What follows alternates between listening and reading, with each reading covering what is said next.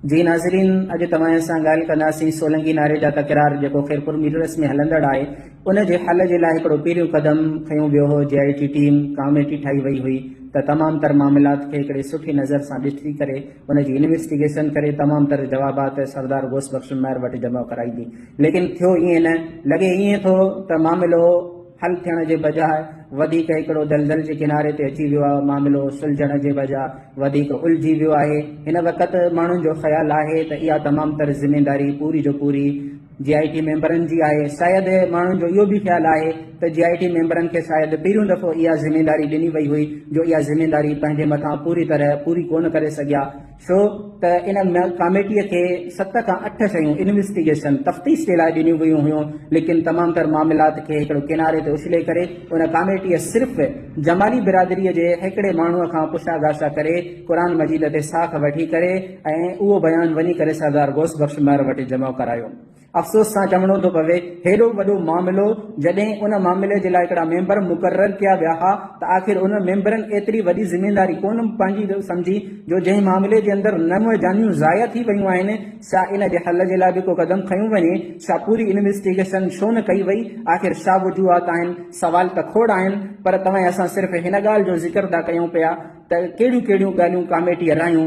सभ खां पहिरियां हिकिड़ो टास्क ॾिनो वियो हो उन कमेटीअ खे, जीअं त उन कमेटीअ जे साम्हूं ऐं उन सरदार घोष बख़्श मेयर जे साम्हूं हिकिड़ो मौक़ुफ़ रखियो वियो हो त सोलंगी बिरादरी जो मौक़ुफ़ हुयो त 3 सिपाहियुनि खे हथियार ऐं सरकारी कपिड़ा पातल हुया। सिपाही सजाद खे सिविल ड्रेस पातल हुई। पहिरियां गोली साईं बख़्श नारे जो सिपाही सदाम सोलंकीअ खे हई, जेका उन जे सीने मां पार थी वई, जंहिं ते सजाद फौरन वञी साईं बख़्श जे किलाशनकोफ में हथ विधा ऐं कुझु वेड़ांद खां पोइ साईं बख़्श खे ज़ख़्मी कयो त उन जा 2 साथी केलनि जे बाग़ में लिकी फरार थी विया। जंहिंखां पोइ सजाद पंहिंजे ज़ख़्मी सदाम खे खणी इस्पताल लाइ रवानो थियो। हाणे हिकु ॻाल्हि क़ाबिले ग़ौर आहे त सिपाही सजाद खे वेड़णो हुजे हा त पाण सां हथियार ज़रूरु खणे हा। हाणे पहिरियों मामिलो इन माजरा मां इहो पियो मिले त सजाद जे इन मामले ते पूरी इन्वेस्टिगेशन कई वञे हा त आया सजाद खे हथियार हो या हथियार न हो। इहा वॾी पॉइंट आहे त हिकिड़ो माण्हू मारण जे लाइ निकिरे पियो त आख़िर उहो पाण सां गॾु हथियार छो न पियो खणे।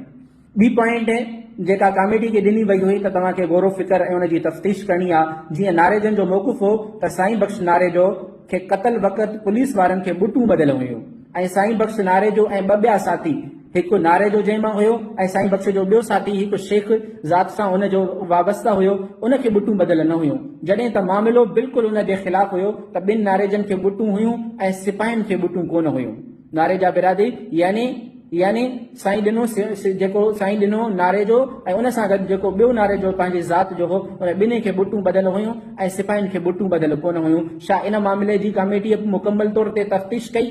नंबर 3 ते नारेजन जो मौक़ुफ़ हुयो त सिपाही सदाम सोलंकीअ खे ज़ख़्मी थियण खां पोइ सिपाही सजाद सोलंकी वहीद उलरे जो उताक ते खणी वियो।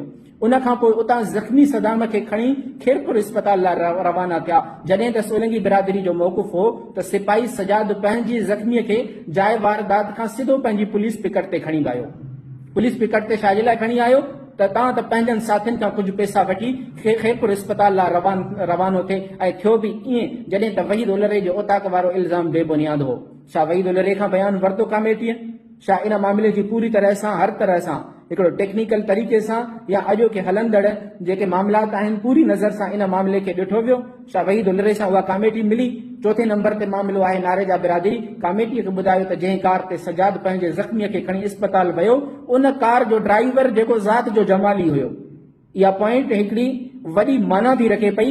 गवाह आहे छा चयो नारे जा बिरादरी त उन कार जो ड्राइवर जेको ज़ात जो जमाली आहे उहो गवाह आहे त सजाद पंहिंजे साथीअ सदाम खे चयो त जंहिंखे मारियोसीं उहो साईं बख़्श नारे जो ई हुयो या ॿियो हुयो। हाणे सदाम खे गोली लॻी आहे, सीने मां आर पार थी वई आहे। छा सदाम बेहोशी जी हालत में हूंदो या ॿुधाइण जी हालत में बि हूंदो?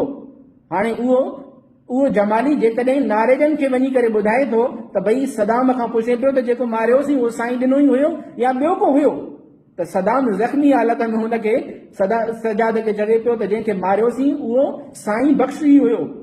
हाणे सभ खां पहिरियां इन पॉइंट ते हिकिड़ो सवाल पैदा पियो थिए त छा सदाम उन हालत में होश जी हालत में बि हुयो या बेहोश हुयो? ॿियो ही त जमाली इन कार जे ड्राइवर खां छो न बयानु वरितो वियो? आख़िर उहो कार जो ड्राइवर जंहिंखे गवाहीअ जे तौर ते नारे जा बिरादरी पेश कयो सोलंकी बिरादरी जे ख़िलाफ़, उहो कार जो ड्राइवर किथे आहे? उहो कार जो ड्राइवर किथे आहे जंहिं चयो त बिल्कुलु मां इहा ॻाल्हि ॿोल पंहिंजे कननि सां ॿुधी आहे जो सजाद चवे पियो त जंहिंखे मारियोसीं उहो साईं बख़्शी हुयो या ॿियो को जंहिं सदाम जवाबु ॾिनसि उहो साईं बख़्शी हुयो। उहो साईं बख़्शी हुयो। जॾहिं त कमेटीअ इन जमालीअ खां बिल्कुलु इक़रार कयो आहे त इन जमालीअ सां असां कोन मिलिया आहियूं, त आख़िर फ़ैसिलो कहिड़े बुनियाद ते इन मुक़ाबले खे कूड़ो करार ॾेई ऐं सोलंकी बिरादरीअ खे वधीक हिकिड़ो जहिड़े जे दलदल में धिकियो पियो वञे। पंजी पॉइंट आहे, कमेटीअ उहो बि तइ कयो हो त पिकट ते मौजूदु सिपाही, हाणे 4 सिपाही सजाद वारा निकिता हुया, 2 सिपाही जेके पिकट ते मौजूदु हुया, हिकिड़ो सिपाही सोलंकी हुयो, ॿियो गुमरो हो ज़ात जो। कमेटीअ उहो बि तइ कयो त पिकट ते मौजूदु सिपाही मोहम्मद नवाज़ गुमरो खां बि बयानु वठंदासीं। सजाद सोलंकी, सदाम सोलंकी ऐं ॿिया सिपाही हिकु काल अचण ते चांहि अध में सॼे उथी विया, जेका ॻाल्हि सरासर ग़लति आहे ऐं कमेटीअ उन गुमरो सिपाहीअ जो बि बयानु न वरितो, बिल्कुलु उन सिपाहीअ खां बि बयानु न वरितो वियो आहे। आख़िर कहिड़े बुनियाद ते कमेटीअ फ़ैसिलो पेश कयो? 6 पॉइंट हुई, कमेटीअ सिर्फ़ शबीर ऐं बशीर जमाली जंहिंखां पैसा पिया वठण वञनि सिपाही, उहो अलॻि जमाली आहे, हू कार जो ड्राइवर अलॻि जमाली आहे। 6 पॉइंट हुई त कमेटी सिर्फ़ बशीर या शबीर, नालनि में इख़्तिलाफ़ अचे थो त शबीर या बशीर जमालीअ खां पुछागाछा कई ऐं उन जे चवण मुताबिक़ त 3 या 4 ॾींहं अंदरि सजाद असां मां कंहिं सां बि न मिलियो आहे, न वरी असां सजाद खे अचण लाइ चयो हो। कमेटीअ सिर्फ़ उन हिकु जमालीअ जे बयान ते सजाद खे मशकूक करार ॾेई कूड़ो साबित कयो, जेका सोलंकी बिरादरी सां सरासर असांजे चवण मुताबिक़ सरासर नाइंसाफ़ी आहे। हालांकि कमेटीअ खे तमामु नोट करायल पॉइंट्स जो जाइज़ो हिकिड़े सही तरीक़े सां दुरुस्त तरीक़े सां वठणो हो। 7 पॉइंट आहे, सवाल उहो पैदा पियो थिए त सिपाही जमालीअ ॾे वञी रहिया हुया या न, इन ॻाल्हि खे छॾियूं था। बसि हिकिड़ी ॻाल्हि हाणे वठूं था त ॿिन्ही सूरतुनि में हिकु ॻाल्हि त तय आहे त सदाम सिपाहीअ खे पहिरियां साईं बख़्श नारे जो तरफ़ां गोली हलाई वई, ज़ख़्मी कयो वियो, जंहिंखां पोइ सिपाही सजाद सोलंकी उन जे हथे पियो ऐं साईं बख़्श खे ज़ख़्मी करे विधाई। जॾहिं त नारे जंहिंजो मौक़ुफ़ आहे त सदाम खे पंहिंजी गोली लॻी। छा इन ॻाल्हि जो सही तरीक़े सां जाइज़ो वरितो वियो? तफ़्तीश कई वई कमेटी जे तरफ़ां त आया साईं ॾिनो उनखे गोली हई या सदाम खे पंहिंजी गोली लॻी आहे? छा उन जी कंहिं तरीक़े सां हिकिड़े सुठे साख़ तरीक़े सां ॻाल्हि खे हल कयो वियो? न। 8 पॉइंट जेका अहम माना थी रखे पई अॼोके दौर जे हिसाब सां, सोलंकी बिरादरी उते कमेटीअ में वञण खां पहिरियां तफ़सीली CDR मुकम्मल रिकॉर्ड मोबाइल जो 1 डिसंबर, छो त 5 डिसंबर ते इहो वाक़ियो थियो साईं ॾिनो खे क़तल करण जो सिपाहियुनि जे तरफ़ खां। 5 डिसंबर न बल्कि 1 डिसंबर खां 15 डिसंबर ताईं हेठिन माण्हुनि जो मुकम्मल रिकॉर्ड कढायो हो। छाजे करे त हक़ीक़तूं मालूम जेके सही तरीक़े सां हक़ीक़तूं मालूम थी सघनि। हिकु सिपाही सजाद सोलंकी, ॿियो सदाम सोलंकी, टियों सलीम मेमण, चौथों खैरुद्दीन शबाणी, ये 4 ई सिपाही इन जो मुकम्मल रिकॉर्ड। 5 साईं बख़्श नारे जो जी मोबाइल जो रिकॉर्ड। 6 वहीद उलरो जंहिंजे मथां नारे जंहिंजो इल्ज़ाम आहे त सजाद सिपाही साईं बख़्श नारे जो सां वहीद उलरे जे चवण ते विड़ियो आहे। इन्हनि 6 माण्हुनि जो CDR मुकम्मल मोबाइल रिकॉर्ड खणी करे उतां कमेटी जे साम्हूं सोलंकी बिरादरी जा माण्हू पहुता आहिनि। जॾहिं त सोलंकी बिरादरी GIT टीम के सरदार गोस बख्श महर की मौजूदगी में CDR के चेक करण लाइ चयो, मगर कमेटी के कंहिं भी मेंबर उन तरफ तवज्जो न ॾिनो।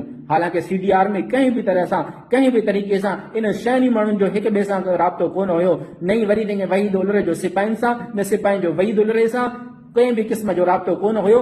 इन जे तरफ़ जेकॾहिं CDR खे हिकिड़ी नज़र सां ॾिसिजे हा त जेके नारे जा बिरादरी जा इल्ज़ाम आहिनि उहे तमामु तरकूड़ा थी वञनि हा। उन तमामु सिकुनि ऐं इन्वेस्टिगेशन खां रहिजी वियल शयुनि खे गौर फ़िक्र करण खां पोइ अंदाज़ो थिए पियो त सोलंकी बिरादरी जा कमेटीअ मथां पैदा थियल शक ऐं शुबा दुरुस्त आहिनि। बिल्कुलु कमेटी फ़ैसिलो दुरुस्त न कयो आहे। जेकॾहिं सोलंकी बिरादरी हाणे इन तमामु शिकुनि खे साम्हूं रखी करे चवे थी त सोलंकी बिरादरी जी ॻाल्हि बिल्कुलु दुरुस्त सम्झी वेंदी। हाणे पूरी इन्वेस्टिगेशन जे बुनियाद ते कमेटीअ जो ॾिनल फ़ैसिलो दिलि खे ॾुखींदड़ ऐं क़ाबिल अफ़सोस आहे, जंहिंमां हिक तरफ़ा फ़ैसिले जा यकीन दलील त मिलनि था, पर हिकिड़ी ॻाल्हि ज़रूरु सम्झ में अचे थी त छा कमेटीअ खे ॿीहरियों चकर इहो मामिलो हल करण लाइ ॾिनो वियो हो?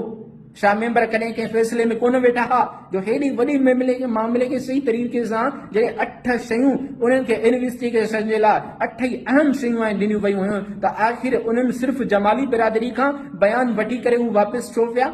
हिकु सवाल। ॿियो सवाल त हू नारे जा बिरादरी जे तरफ़ 2 दफ़ा विया। सोलंगी बिरादरी जे ॻोठनि में हू कंहिं हिकिड़ो दफ़ो बि आख़िर छो न विया? सोलंगी बिरादरी खे आख़िर उन्हनि छो न ॾसियो त ही असां तफ़्तीश कई आहे, तव्हां त सोलंगी बिरादरी बि ओके करे हा, ऐं उनखे बि तसली थी वञे हा त तमामु जेके बि शयूं आहिनि उन्हनि जी इन्वेस्टिगेशन ऐं तफ़सील सही तरीक़े सां मालूम थी आहे। हाणे सोलंगी बिरादरी खे फैसले अचण खां बाद में ख़बर पई आहे त ही मामला हिकु तरफ़ उछलिया विया आहिनि, सिर्फ़ु जमालीअ जे बुनियाद ते सोलंगी बिरादरी ऐं सजाद खे कूड़ो करार ॾिनो वियो आहे। वधीक इहे 8 ई ॻाल्हियूं तव्हांजे साम्हूं आहिनि, ॾिसजे तव्हां पाण फ़ैसिलो कयो त छा कमेटी इहो दुरुस्त फ़ैसिलो कयो आहे या कमेटी जे ख़ुदि इंसाफ़ जे मथां ऐं कमेटी जे ख़ुदि उन्हनि जे क़ाबिलियत जे मथां छा सवाल नथा उथनि।